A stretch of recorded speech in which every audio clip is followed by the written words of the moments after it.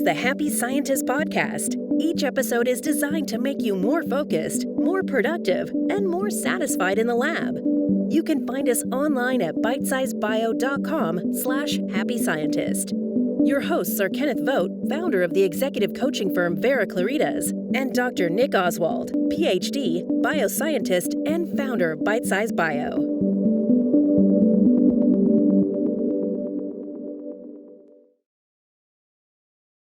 Hello, this is Nick Oswald welcoming you to this Bitesize Bio webinar, which today is a live episode of the Happy Scientist podcast. If you want to become a happier, healthier, and a more productive scientist, you're in the right place.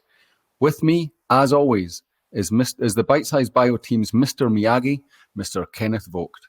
As the saying goes, he's just Ken. Anywhere else, he'd be a 10. In these sessions, we hear from Ken mostly on principles that will help shape you for a happier and a more successful career.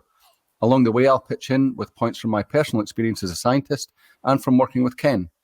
If you have any questions along the way, please put them into the questions box on the right-hand side of your screen, and I will put them to Ken.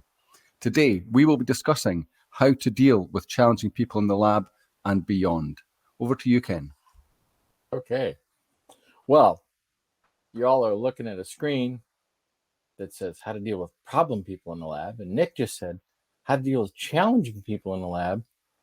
What happened there? Well, nothing's wrong there at all. The reason that I put problem people is because I really hate the PC culture, political correctness, and sometimes we soften things up, and I don't know that that's good. On the other hand, there is something to be said for soft landing for things. So I'll give you an example of something that popped up right before this call. We were talking with our producer, and Nick said, "Hey, Ken, the last couple of episodes, you didn't ask me to come in, and you just kept going, and you're in this flow state. Now the only way I can get in is if I interrupt you, and that's not a good look." And like, you know what? That's right, and you're right. I haven't done that the last couple episodes.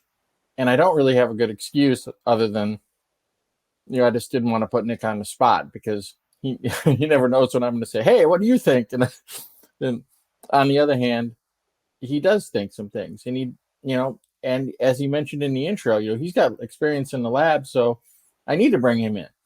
And I'm not doing this to take the limelight away from anybody else. I'm not just trying to make this all about me. So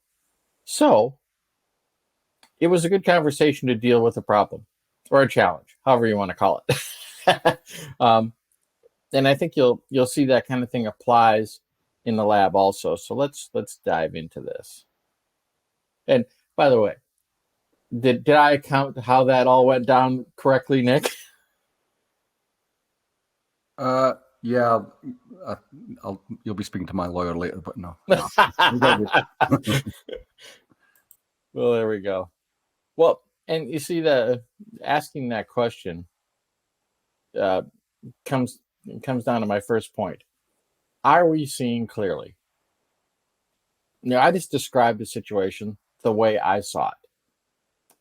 And if I didn't ask, who knows what Nick thinks the situation looked like? And maybe I was way off. And maybe there was information that I lacked. And that happens all the time. Sometimes we think somebody is creating a problem, but they're not really. They just have more information than you. And so if you're not seeing clearly, they look like a problem. And we all have this kind of experience all over in our lives. There are times when you just don't, you come in the middle of something, you don't know what's going on. And you need more information before you decide that it's a problem. Because once you decide that it's a problem, and worse yet, that an individual is a problem, you're going to see that problem everywhere. And you're going to see that individual causing problems everywhere. But if you see more clearly, you may realize that's not necessarily the case. So it's not necessarily, we're not trying to say that every time you encounter a problem or a problem person, that you're wrong. because they may legitimately be causing problems. So it's not that, but you want to make sure that before you decide that they're a problem, that it's actually real, that it's actually true.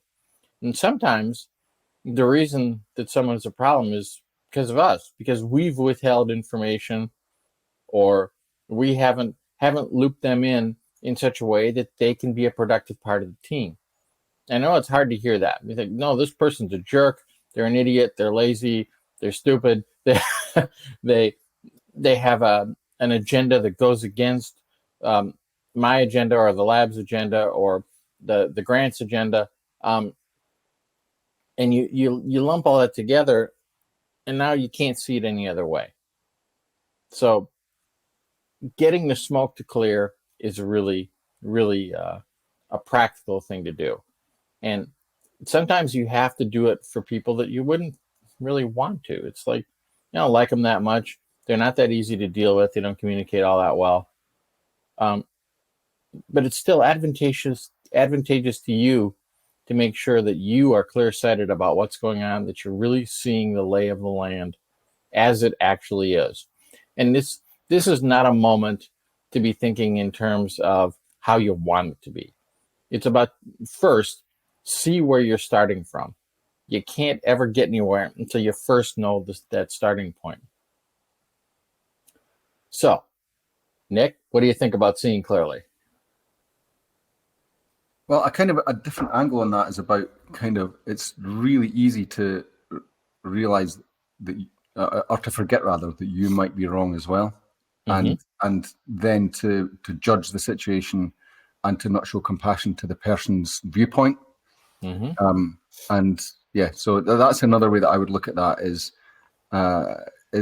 try and give people the benefit of the doubt and give them space, but obviously you need to have boundaries, because someone who's just outright being a jerk will push those boundaries and or step over those boundaries, and that's when there's a real problem. That's when compassion stops working, if you like, and acceptance stops working. You just have to then you have to do the next step. Right, exactly.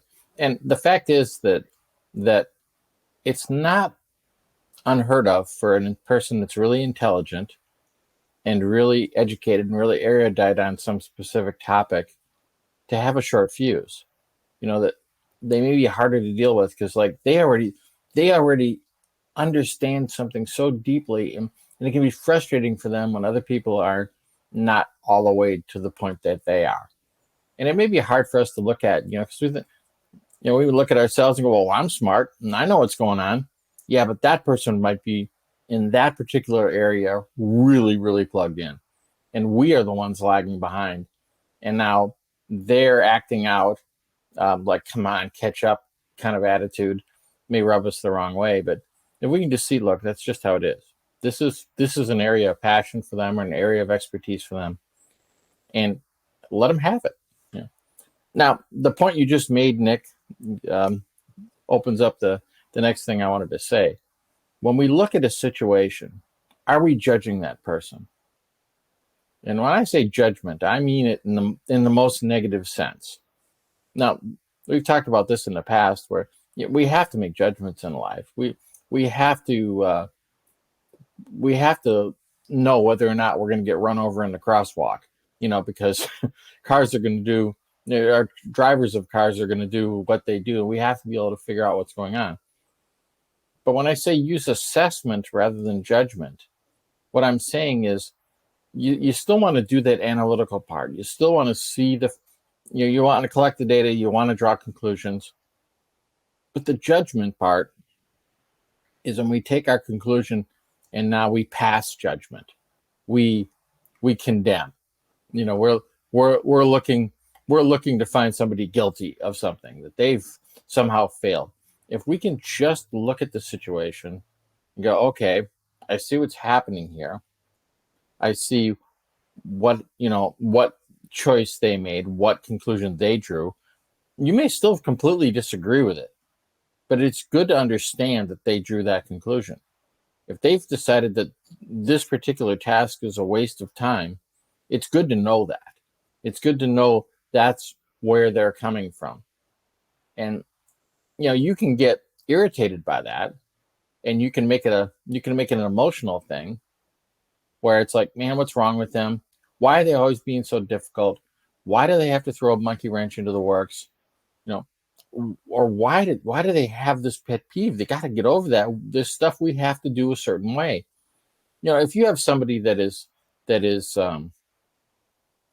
constantly complaining about, oh, the source of your grant wants feedback. They want status reports. They want updates, and they're complaining about that constantly.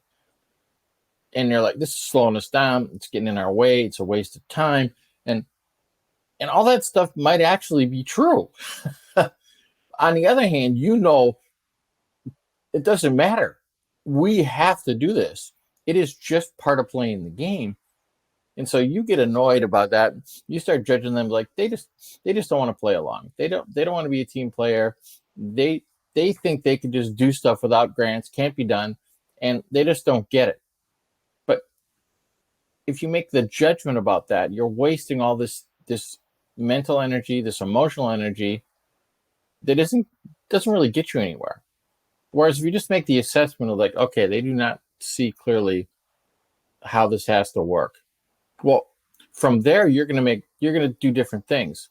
Now you're going to go, well, how do I bring them up to speed? How do I get them on the team here? As opposed to this jerk, I'm just not going to tell him things. He just is going to complain anyway. And now you start throttling information that might actually help.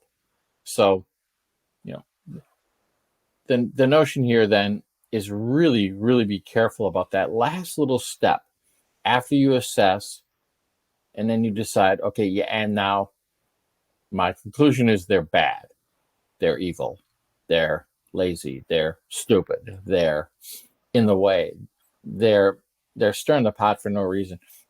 Whatever, you'll find you'll have your own go-to things there. You have your favorite judgments to make. Some people really like to find other people to be incompetent. Some people really like to find other people to be selfish. And they will keep seeing that everywhere. And so what do you really want? Do you want to see things as they actually are? Or do you want to see things the way you've already decided they are? And, if there was ever a world where that matters, it's science. And you got to fight against it. It's human nature. But you really need to see what's truly there rather than what you wish was there. So what do you think, Nick? Yeah, interesting. Interesting you mentioned the science point. I wrote that down there as well. It's the difference between assessing and judging. Judging, you're adding in your own emotion to how you're seeing the situation. You're adding in your own imagination. Mm-hmm. And then that creates a spiral where then the other person sees you doing that, and that brings in their emotion and their imagination, and then that's where animosity comes in, and just you get beyond the initial problem quite quickly. And if you did that in science, where you get a result or you see something in front of you, and you apply an emotion to what you would like it to be like and your imagination, then you quickly get into trouble. So that shows you where where that assessment versus judgment goes wrong. It needs to be, if when you encounter a problem person in any situation, or what was it, challenging person or whatever, that you do it dispassionately. What are the data? What is the way that I always do it? Try to do it, because it's not always easy, but is we're all on the same side here. We all want a common result, and so when that's true. And so what is the impediment, and how can we get there? How can we progress this rather than making it worse by adding emotion in? Yeah, exactly. And the fact is, we're human. We're going to have emotions, and so are the other people we're working with. We're not trying to, you mentioned being dispassionate. Being dispassionate is something that you do by choice in appropriate situations. There are times when you indeed want to be passionate, And that's, so don't just cut yourself off from all emotions. And we know people like that. They're downright cold, and it's a real limitation. So we need to understand the difference between being just blanket dispassionate and using it as a tool.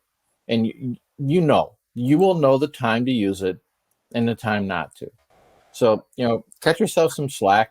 Some of your emotions are interesting and useful, and they are driving you. And we do want scientists to be passionate about things, because if they aren't, who else is? There are things that are being done in science, and especially in bioscience, that you're at the tip of the spear. If you don't have the passion, nobody will. But if that passion gets out of control, well, then you actually become the problem person. That's interesting, because I just writing down here that overall, when you look at a talk like this, and how to deal with X, that how to deal with this challenging person or whatever, immediately what springs to mind is these guys are going to tell me, how do I win, right, against that person? and that's where it goes wrong. It's the same, and that's where the passion goes wrong. If you're passionate about just emotionally beating that, not emotionally, in an emotional way, about beating that person, getting your own way, then your passion is going in the wrong direction. If the passion is, how do we make a win-win in an ideal scenario? Why are they behaving like that? And is there an adjustment I can make? Is there something I can do? Then, and again, it's not always the case, because if someone just wants to be a jerk, then there are other measures you have to take. But in a lot of cases, this is about, I think, and you can correct me if I'm wrong, Ken, but it's about creating the space for a mutually beneficial arrangement to work if the other person is willing to play ball. Yeah, exactly. Yeah. And there's a continuum here. There are people that'll will bend over backwards for you. They'll do anything you want. And then there are people that are just wholesale jerks. They don't care about you at all, or they don't care about your agenda. They don't care about your objectives. But chances are somebody's somewhere on that continuum, and not at one end or the other. And so, you have to look at a situation and decide, okay, is 10% of their argument invalid, but 90% valid? And is what they want close enough to what I want? And is there a way to, there isn't always a way to get in perfect alignment. I mean, that is a worthy goal, but sometimes it can't be done. But can you get close enough for it to be workable? Can you get them to agree to at least do the things that are most important to you, or at least get engaged in the things you find to be most important? And as we mentioned earlier, you start with seeing clearly yourself. Because maybe that's the first thing that has to shift. You have a problem person you're dealing with, and the problem is you. So you shift you, and all of a sudden they're not a problem anymore. Yeah. Or you shift you, and they're not as much of a problem anymore. But give them the same chance to do that. Yeah. Give them a chance to shift. Yeah. Do you have something to add there, Nick? No, I was just agreeing with you there. It's amazing how much. It's a double-edged sword. That it's amazing how much problems will resolve if you just step back and don't engage in the way that most people do. If you know what I mean. Mm-hmm. Don't escalate, and a lot of the times it will just resolve. However, you have to be aware when that is not working. And I guess I'm hoping some of your later points are addressing when that doesn't, this doesn't work. This side of it doesn't work. Absolutely. So let's do that. What are the sources of the problems? What is happening, and what do you do in those situations? Now, each of these things I've mentioned that are on the screen here, we'll talk about, and they apply to the problem person, but they can also apply to you. And whether it's them or you, it's still a source for the problem. And if you want to kill things at the source, we're not only about mitigating symptoms. We want to solve problems. And as you pointed out, Nick, some problems are insoluble, and you just have to accept that. You just have to know that there are some situations where you can't win, and that's it. And if your objective is to always win, you've already lost sight of something. You need to recognize that it's the wrong metric to look at, winning versus losing. It should be, are we getting our objective met or not? So we'll start with the problem of ignorance. And in the field of science, ignorance is a very, very costly thing. And we can see it from the history of humankind, and even what I'll call pre-science. Science is a relatively new concept for humans. We were running along on superstition and social pressure forever, until one day somebody popped up and said, we have to look at the facts. And if the facts tell us we need to change, we need to change. So, I mean, that's been true in general for science, and y'all have been doing that. And so have your colleagues. The most problematic people in your life have actually signed on to that notion that they got to deal with the facts. They got to deal with the data that's available. So if somebody is just plain missing some information, well, that can explain the problem. Now, sometimes you have to solve that problem, but get them the information. But if that data that you're handing over is used as a bludgeon, if you're beating them with a club with it, that's not going to work. That's not going to solve the ignorance problem. Now, part of it may be that it's not your job to solve their ignorance problem. It may not help at all to point out that they are unaware of something, or they're not up to speed, because they're not open to receiving that. But for you to see it, you can at least when you need to sidestep some things. Now I know, like, okay, this is gonna come up, and I need to maneuver around it. Not every problem needs to be solved head on. And ignorance is a tough one, because a lot of people have their egos really tied up in their notion of expertise. So, it's a walk softly kind of thing. Sometimes, though, when you're dealing with people and you realize they don't know something, you can help them. And maybe it's a mentoring opportunity. Maybe it's a management opportunity. Maybe it's a friendship opportunity. But who do you really want to hear that you don't know something from? I'd rather hear it from somebody that I like and that I trust, right? So if you are actually being a friend to somebody, being a mentor to somebody, it hurts less. Now, if it's somebody you're competing with in your own mind, and they point out that you're ignorant about something, ouch, that hurts. And you may be resistant to it. So we have to figure, well, they're going to potentially have those reactions too. Other people aren't all that much different than you. They're fellow humans. They share the same needs. They might have a little different mix of how they do it, but you can anticipate that. You can put yourself in that position and go, what if I was ignorant about this? How would I react? Well, one of your reactions might be that you'd want to get more information. But that's only one possibility. You may circle the wagons. I got to protect my position. And you realize they can do the same thing. So let's look at the next point then. Ambition. Maybe the problem is their ambition. They're trying to take over the world.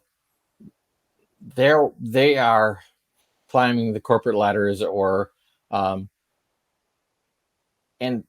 so they're doing things that are just serving them and will get them places they want to go. And if they're unwilling to take other steps or be a team player about other things, well, that may be what's causing you problems. You really need them to get on the team, and they're all about team themselves,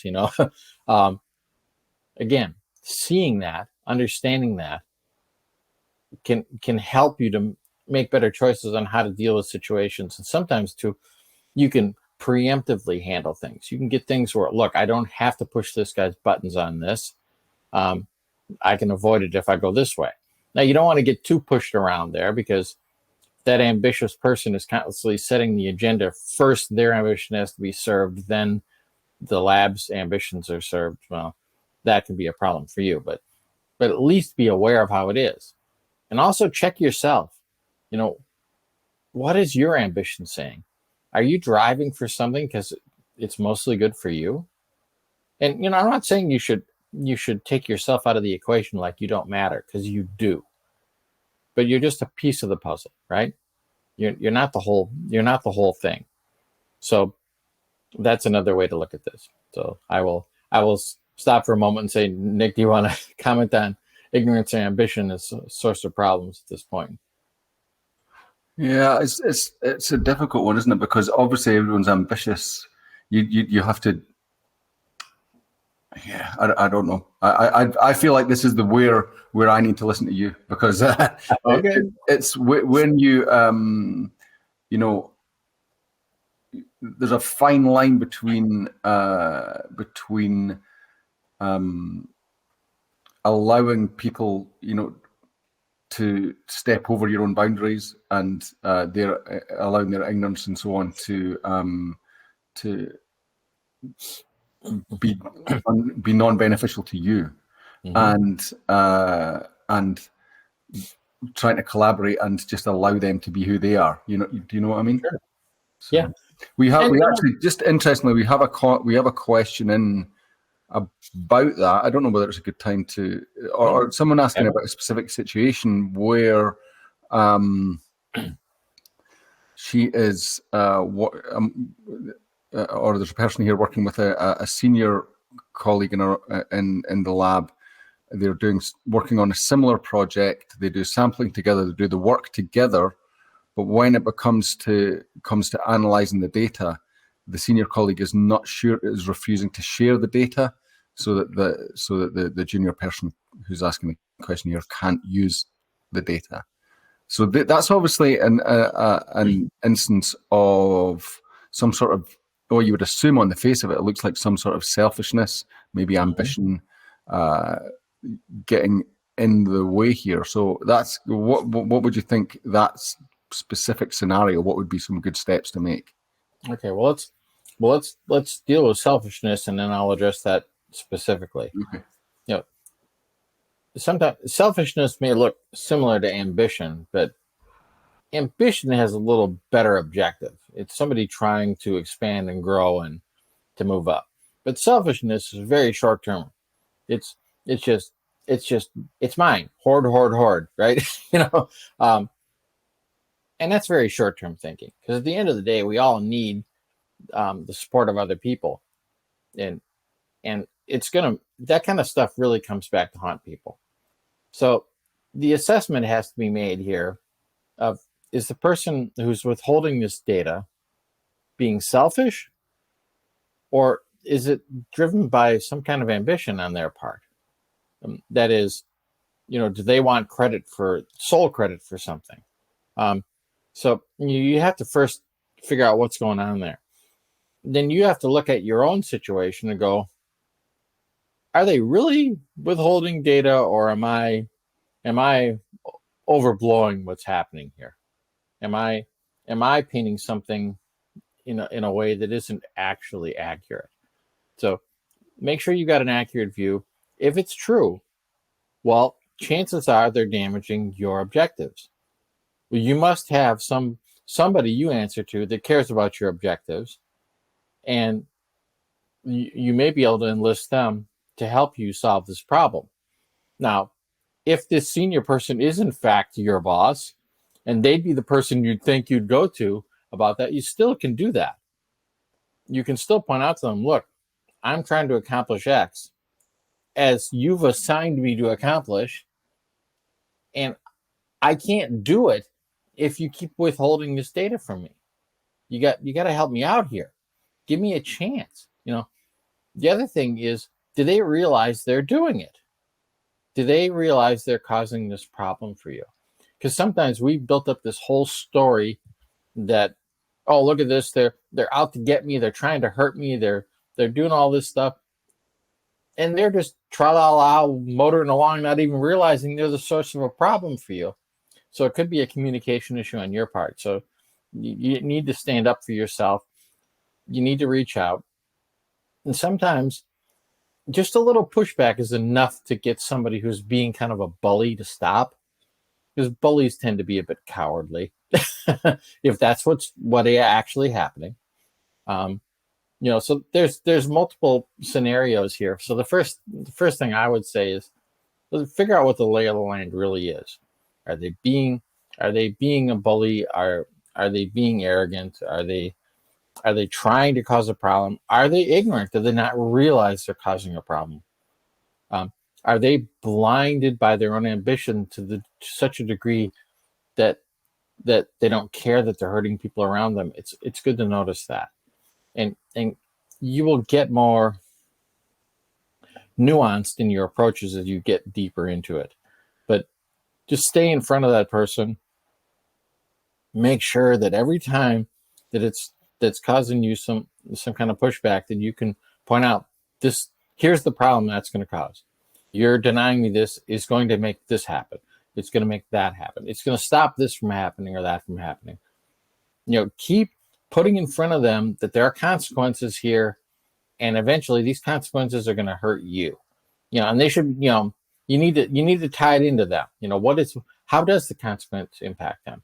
Now, it's possible that it doesn't, and they're just being, selfish and bullying.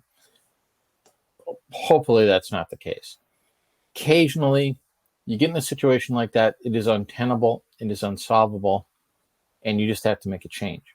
You got to get yourself on a different team, or you got to get yourself in a different lab. I mean, that's the last thing to consider. But first try and get them on the same team with you. Try and figure out how you can align your objectives. And also, what can you give them to get what you need? Is there some carrot that you can offer rather than the stick that, hey, listen, if you will get me this in a timely fashion, here's what I'll do for you. And go first. Do for them first. And I realize that leaves you in a position where they may just take advantage of you and just take and not give anything back. But in situations like this, sometimes you just got to take that risk, and you got to accept that the downside that, sometimes when I do this, there'll be no payoff. But don't look at it only as that single event. Look at it like this is a career choice I'm making. I'm going to be the person who goes first frequently, and every once in a while I'll get burned. Now, if you're getting burned too many times, too high a percentage, well, then you got to look at, well, am I just being a punching bag here? But chances are people will respond to that. People do want to be supported, even if they look like they don't. They want it. And they may not be asking for it. So you may have to give it to give them the notion that it's worthwhile. So that's what I would say to the specific situation. Is there anything you'd like to add to that, Nick? The only one thing I would say is in the wording of the question, there's a little bit of, how stupid. I understand. I've been in situations like this before, but the more you can take your own emotion out of this and just create it as deal with it as a transactional thing, then the better it's going to be for you. Yeah, and you don't need to deny your own emotions. You don't need to tell yourself, this isn't irritating me, this isn't hacking me off. If it is, it is. But set your emotions aside for a second, and you can come back to them later if you want. But for right now, mine is the emotion. How do I see this situation? And that'll allow you most likely to see it clearer, and then you can save that emotion for later. And I don't mean just like push it down. I'm not telling you to bury it. I'm telling you to compartmentalize it. It's like, and deal with it too. At some point you may just need to deal with the emotion of it. That may be a conversation with a person. That might, that with that problem person, it might be a conversation with a friend or a therapist or, a counselor or a mentor. I mean, there are other possibilities there. It may be, coming on a webinar like this and just getting some outside perspective. So yeah, don't your emotions aren't bad. There is no automatic bad. Like emotions are weak and uncontrolled, and that's not true. It's part of what makes humans interesting, and it's part of where so much discovery comes from. So don't squelch that part of yourself, but also don't let it be in charge. It is not properly in charge. It doesn't do a good job being in charge, and it may try to be in charge. uh, it may have, the emotional you may be saying, "Look, I'm just trying to help," and it is just trying to help. But the rational part of you is better to be in charge. And if the rational part of you will still accept the emotional part of you, all the better. It's just see it in its proper role. So that does kind of go to the next point here, this notion of pressure being a source of problems. Sometimes people are doing things irrationally and emotionally, and it's causing problems for us. And we're like, what is wrong with them? Why are they doing that? Well, perhaps the issue is they're under pressure themselves. So, and it may have nothing to do with the specific problem that's being caused to you. They have other sources of pressure. They may have other things they have to answer for in the lab. They may have other bosses, and that's something that's become interesting in the world today. It used to be you had a boss. Now we have lots of bosses, and sometimes these bosses have mutually exclusive interests, and so you have one person pressuring you to do this, another person pressuring you to do that, and you, as a third party outsider, you're getting the impact of that, and they may well be they're not balancing the people they have to answer to very well, and that filters down to you. But at least you can have some empathy about that, because chances are, if they're facing that problem, so are you. You know what's going on there, and maybe your empathy can just let some things slide. Maybe your empathy can be a source of you can help them. Maybe you've had that problem before and you know the way through. Maybe they can accept that from you. Now, not everybody will accept counselor advice or discipline, but a lot of people will, or at least you learn, like, I know when I deal with this person, I have learned I can do this and I can do that. I can say this and I can say that, and they can handle that. But there's a line, or they can't handle it. Well, you figure out what that is. And that is just part of developing your own career, getting better with people. And I realize there are a lot of very smart people that do have trouble in social situations. But I will postulate that it's because they didn't put their focus there. They put their focus on becoming smart in other areas. And they did that because it was hard. And we've all done that. We've avoided certain things that are hard. But that's part of the pressure that I'm talking about here. You've had pressure your whole life, and it's caused you to develop your personality and your social skills to the level they're at now. Well, keep going. There's no reason you can't become more social. There's no reason you can't get better at the social part of this. The social part is real. And the same thing is true for them. They may have had difficulty there, and it's showing up now. They've rested on being intelligent when maybe in certain situations being compassionate or being forgiving would have been better. Because they're like, well, how can being intelligent be bad? Well, if it gets in the way of those kind of things, yeah, that's a problem. So, watch for that. Is there a way that you can just let some things slide? Is there a way that you can and make it a little easier for them. And you can do the same thing when you look at yourself and you realize, man, I need a little breathing room here. Or I need some forgiveness, and maybe some forgiveness from yourself. It's like, you know what? You can't always do everything. Sometimes you overcommit, and that's a mistake. And maybe you've had a pattern of that. And now you chastise yourself all the time. Man, why did I say yes again? What is wrong with me? I know better, And now you've created this pressure situation where you will cause problems. Or you will be more susceptible to problems from other people. If you are in a more balanced place, you're going to have an easier time dealing with problems as they come your way. It's just like, oh, okay, I'll handle that. But if it's like, oh God, the fire hose is turned on, I can't take it, pressure can cause problems, and sometimes just having some empathy about that can make it a little easier to accept someone causing a problem.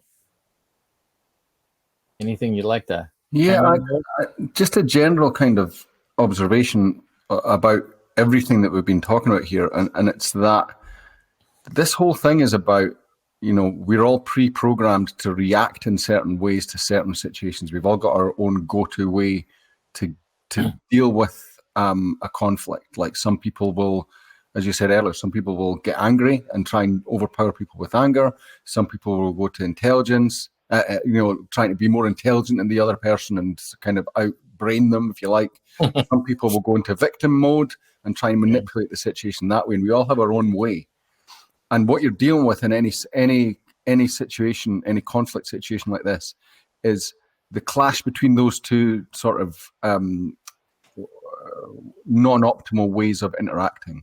Mm-hmm. And so the way you can look at it is there's always a better way. Overall, there's always a better way to be in the situation. A better way for you to be and a better way for the other person to be. And what you're trying to do is create the room to allow that to happen. You're trying to take your own initiative to say, what's a better way for me to deal with this, and for me and the other person, and and invite the other person as well to have to see a better way to deal with it, and then see if you can, if you can either or both of you can move up one or two notches, then it makes the whole situation work much better. So it's about recognizing. From your own perspective, it's really about recognizing your own patterns and changing that, and that's how you have that's where you have the most power. But Sure, yeah, and it's good to recognize that you can't expect to win every time on every situation. You come to them, you should change A, B, and C, and I'm willing to change D. Well, do you have to get all four, or can you be happy that they agreed to B? Can you be happy that you agreed to D, even if the agreement is just to yourself? If it improved the situation, great. And feel free to keep working on it. Because it's just like you're working in the lab. There's no point where you're finished. There's no time when you're gonna ring the bell and say, that's it, science is now completed. That's not how this works. And it's not how human nature works. We're not looking for a one size fits all answer to everything. That the Hitchhiker's Guide to the Galaxy 42, right? We're done. But it won't be like that. But celebrate your wins, and when you realize that something's not going to happen the way you want, well, accept that and move on. Or just, if you decide, no, this is the hill I'm willing to die on, fine, but understand there are consequences. If you're going to take risks, hopefully the rewards are commensurate, but sometimes the risk is what pans out, and you just have to decide, I'm willing to accept that. Otherwise, don't take risks. So these last 2 points of things that are cause of problems are super practical. Time and money. We've all seen schedules get in the way, things that could be done in theory, but aren't done on time. Things that could be done if we had enough resources, but we don't have enough resources, and so they're not going to happen. And that's the real source of the problem. And we're saying it's the problem person, like, except they don't have the time or they don't have the budget. Well, we need to see that as it is. If that's true, then we need to work with it within the constraints. And there are plenty of constraints in your day-to-day work. And some of the constraints you've so internalized, so accepted, you don't even worry about it anymore. You understand that chemistry means this has to happen this way, it can only happen this way, and you don't fight against that. You don't argue that, like, oxygen shouldn't do what oxygen does. But yeah, but it does. We can be the same way with people. This person, they've got too much on their plate, and when that happens, they start acting like this. Well, when you see that, you know it, and you step to the side. you don't let it hit you in the face. And the same thing may happen with yourself. You know that I start causing problems when I run out of time. I cause problems when I don't have as much budget as I would like. But we have to deal with it. We have to deal with what is. That's always the case. We can only start from where we are. And that other person can only start from where they are. Yeah. If you can help somebody with time pressure, awesome. That may be the solution. Chances are you can't do a lot about money unless you have budget control and you can share money with them. But if you do, and you feel like it'd be a worthwhile investment for your own objectives, fine, you have a solution there. And yeah, it costs something, that's true. But some costs are, as I say, they're just investments. The payoff's worth it. So, decide that way. If you look at everything as an expense, whether it's financially related or time related or in any way, it's only costing you. All we focus on is the price instead of the value. Start assessing things based on their value, and you'll find some problems just plain evaporate. Maybe the circumstance doesn't change at all, but our understanding of it changes. And the viewpoint of something as a problem is what's causing the weightiness. If it's just the lay of the land, if it's just what has to happen to get a certain thing done, that's not as hard. It's not as painful. But if it's feeling like a weight, now we've got an emotional assessment of it. That's, well, in this one, emotional judgment of it, and that's what's really causing the problem. And we can separate it from that and realize, okay, this isn't something to get mad about. It's not something to get despairing about or despondent or frustrated or or we don't have to do that. We can make a choice. That's part of what it means to have some freedom, have some free will. And I know that can be a big topic, the notion of free will, because you could argue that everything happens in the universe based on the laws of physics and it'll come out the way it has to come out. Yeah, well, we manipulate things all the time, don't we? So within the bigger scheme, we still have some control, and that control, I'm talking about control in such a way that it's not being controlling, but we have a choice. So let's make good choices. Yeah. We have another question in.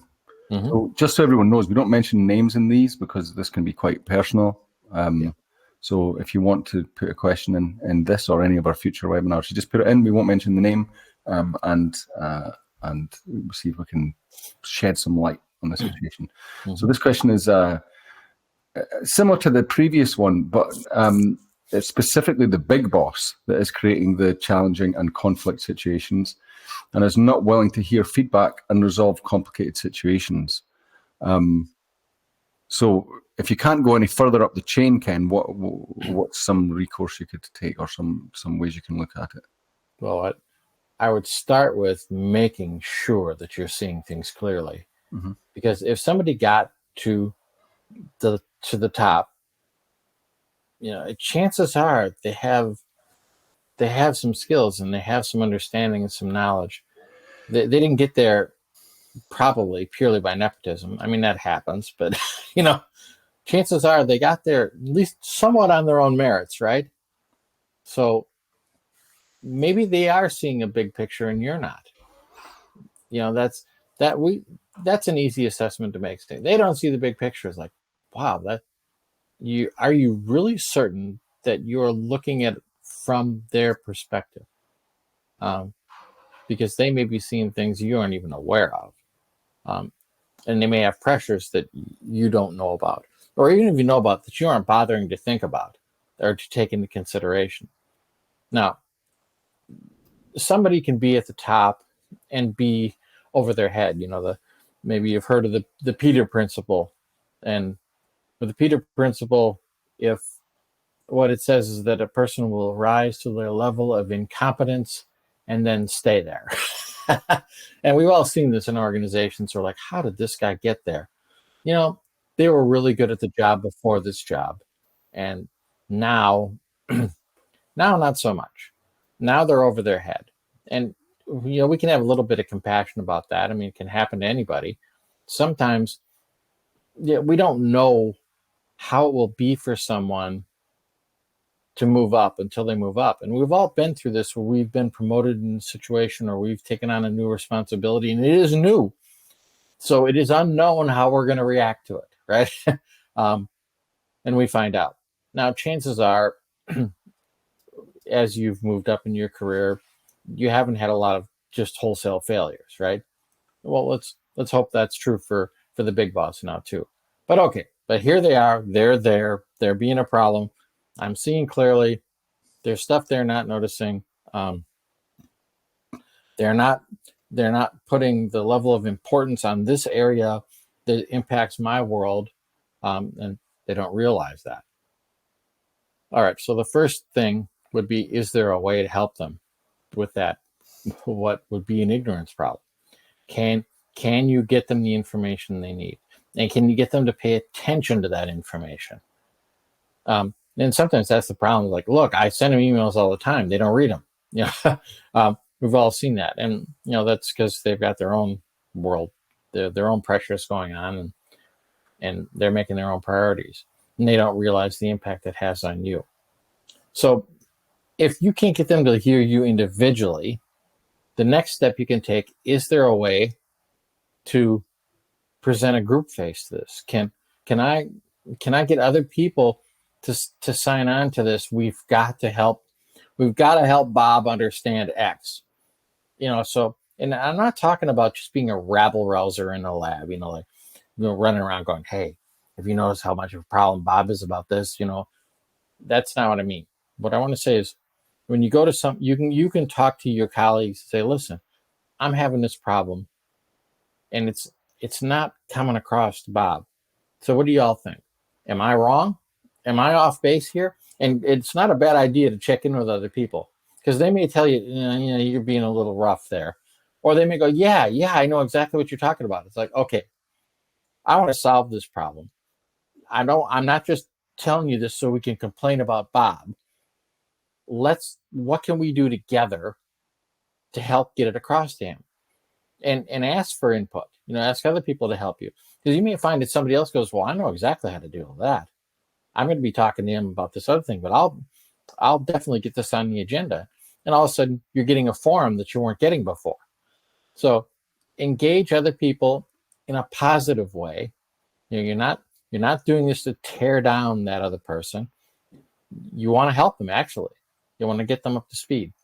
Okay, so that's first step. You try and to create a bigger pool of people that will want to impact it. Well, what if he really doesn't want to hear it? It's like, you know what? You people don't understand what, the bigger picture. That's their standpoint, and they're going to stick to that. Well, the next thing to look at is, there's something you can do that is maybe doesn't get you everything you want, but can get you some of what you want, the important parts of what you want. Pick out the things that are most valuable and really pursue those. At the end of the day, though, if it's like, look, they're just clueless, and they got to their position by politics, and that's just how it is. Well, maybe you're in the wrong environment. Maybe it's just not a good spot for you. I know that's a hard one, because you could be quite invested in the location you're in, and community you're in, that sometimes you do have to make a shift. But I mean, that should be your your last step. Everything before that is like, what can I do to help get this information across? Who can I enlist to be part of this? Use your charisma, you know, um, get people engaged and involved. And make sure you're on the side of the right, as it were. And I don't mean right versus wrong, as in good versus evil, but make sure that you're in a supportable position, that what you're after makes sense. And if you find out if there are some flaws in your position, then take a good hard look at them. If people, especially you're talking to your peers, yeah, I know you want that, but geez, maybe that's not so great. You need to hear that. You need to accept that observation, and then look at it and see if you can bolster your position. Sometimes we're trying to sell something that isn't so saleable, when we could fix that. We could make it more palatable.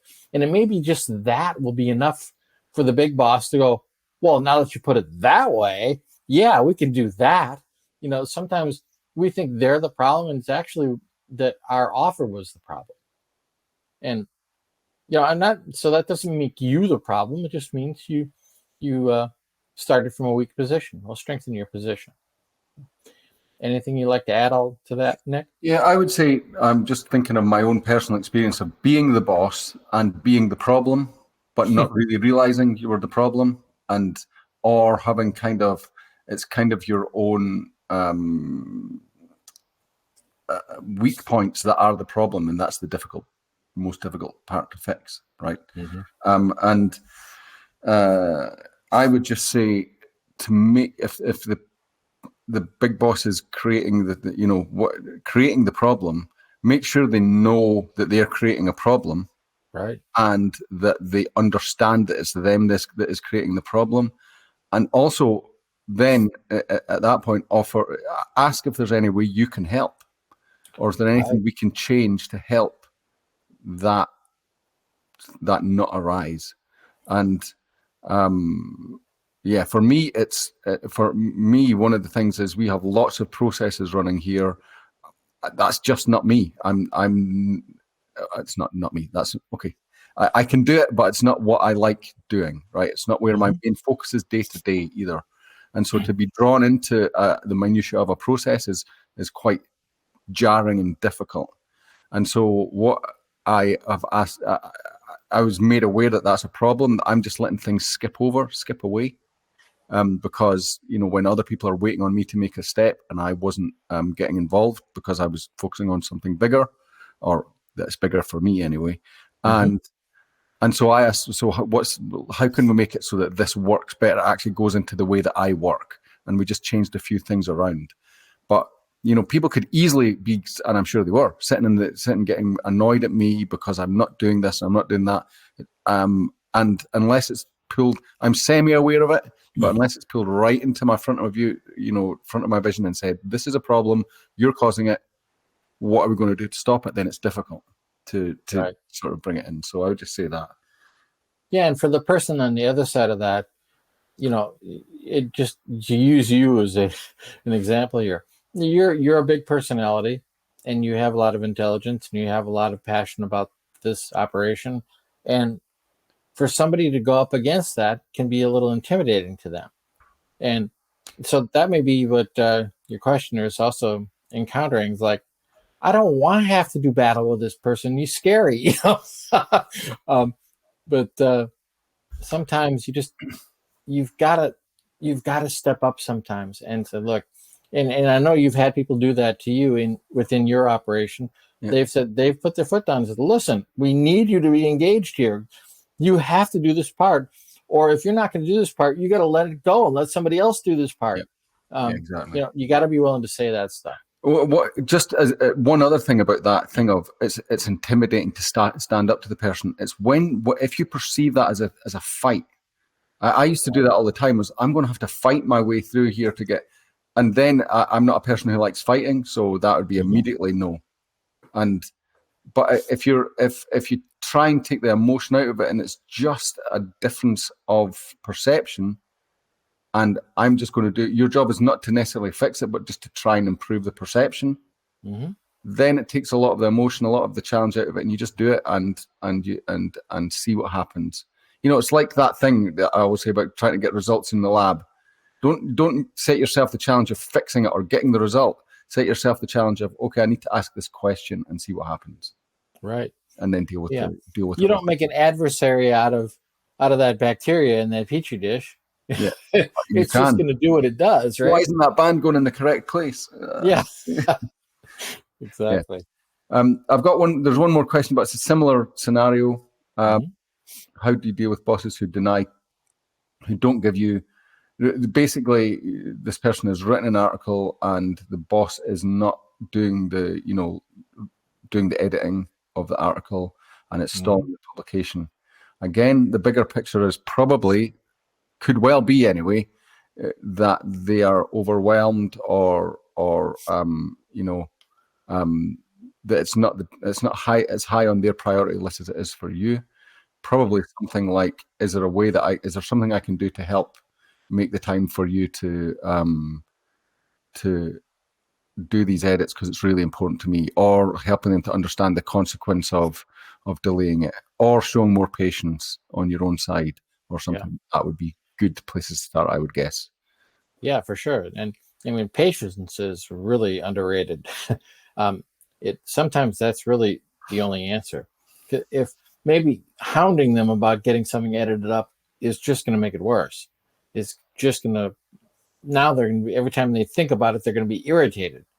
We don't want that to happen. Yeah. But sometimes too, like you say, offering saying, can I do something for you to give you some bandwidth? Even if there is no answer to that, the offer is valuable. That basically says, I care about what you're experiencing, boss person. And because the impact is I'm not getting published. Well, that doesn't really hurt them, Yeah. But it may matter to them that, look, they don't want to hurt you. But they have their own agenda to take into consideration too. But if you show some compassion for them, you'd be surprised how much compassion people will show back to you. So give them a chance. Give them a chance to be compassionate. A little bit of additional data that's just come in on that specific situation is that the person's been waiting on the corrections for 8 years. Okay, this is no longer on their radar.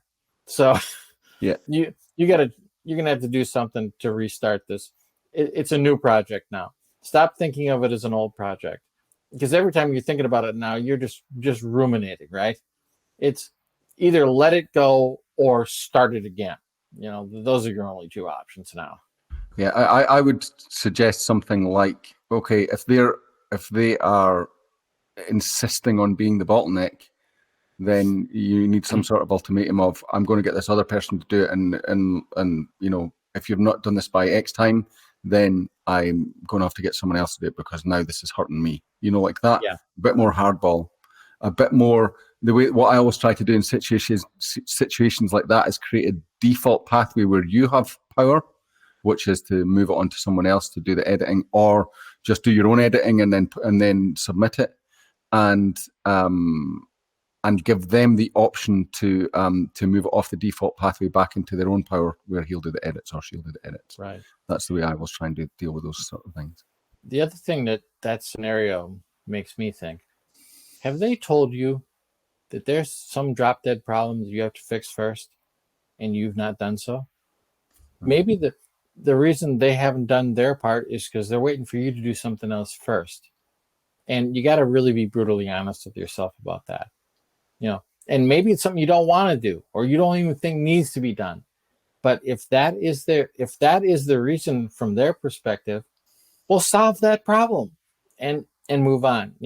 So again, it's worth pondering these things. What does it look like from their side? Because we're thinking about it every day. They're absolutely not thinking about it any day. it's not the same. It's a very, very different picture from their perspective. Yeah. Yeah. So make sure that obviously this is very important. You know, this person's just said this was 5 years work that they did, and obviously you want to get the publication.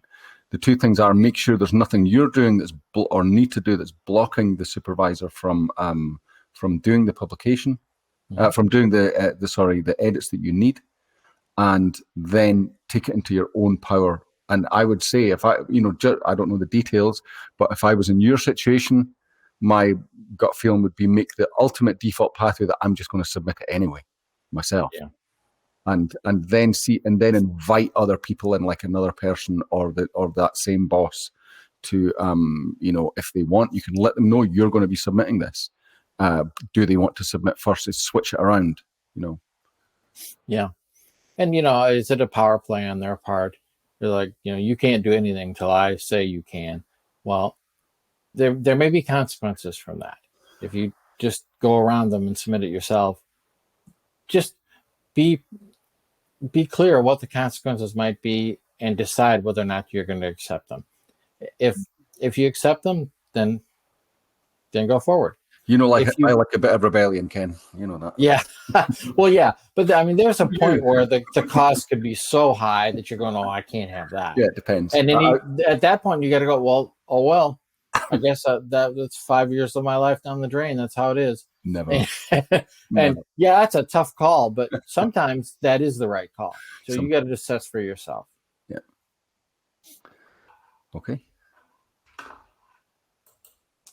So that is how to deal with problem people. Anything else you want to add? No, I just wondered if you had another slide, but that was a really good session. And thank you for that, for the great insight, and to everyone who stuck with us for that quite a long session, actually. I thought this was going to be a short session. Yeah.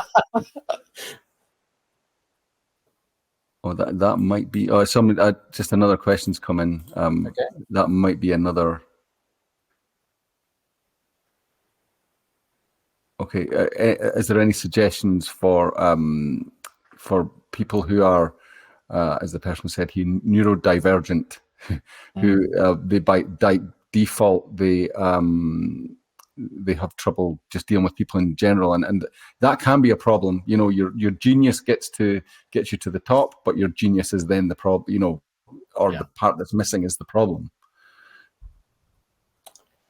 Yeah, it's a difficult one, and it seems like there are more neurodivergent folks in the workspace these days, or at least that's the perception. It's getting a light shown on it. And the fact is that you got to pick your battles. There are some things that they're a reach for you, but they're within reach. And then there's some things that are just too much to ask. So don't ask more of yourself than it is possible. But if you can stretch a little, get a little bit out of your comfort zone, you will get better at that, and you will find your comfort zone will expand a bit. So it is hard, but the fact is you've already done a lot of hard things to get as educated and experienced as you've become. So don't sell yourself short. You can keep expanding. A way to flip it is that, generally what we're talking about is situations where you are working on a multi-year contract. This is not the rest of your life with this person. Mm-hmm. And, if it's not an option to move on to somewhere else in the short term, the key is then how can you operate with more restriction than you would like, right? Mm-hmm. How can you keep your own emotion out of it so that you're not making the situation worse? And then find ways around it, and that it's not the answer people want to hear because it doesn't immediately solve the problem. But what it's really doing is preparing you for the next time when you know what you're not looking for in a boss, for example.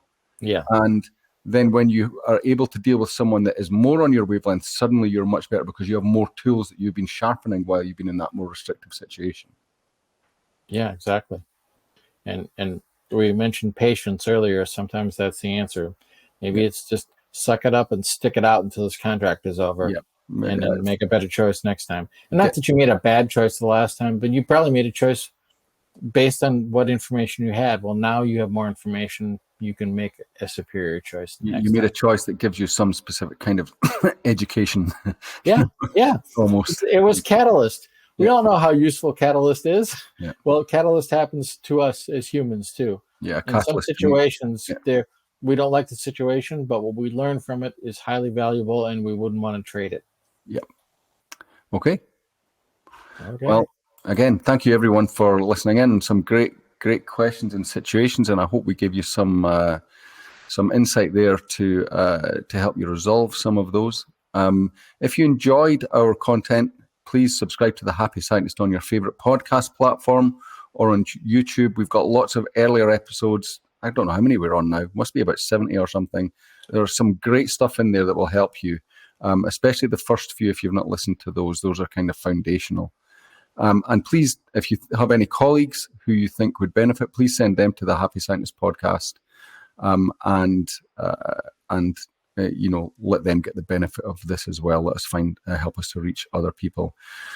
Until then, Ken, you're a 10 for us, and good to everyone else. Good luck in your research, and goodbye from all of us at Bitesize Bio. All right, thank you all.